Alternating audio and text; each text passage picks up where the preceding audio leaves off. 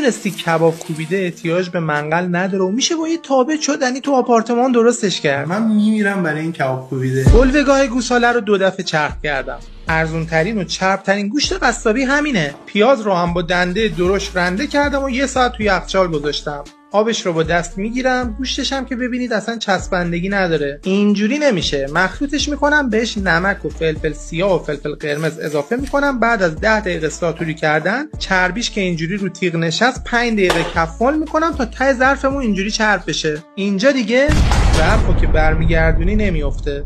اندازه تخم مرغ چونه میگیرم و به سیخ جوجه میکشم.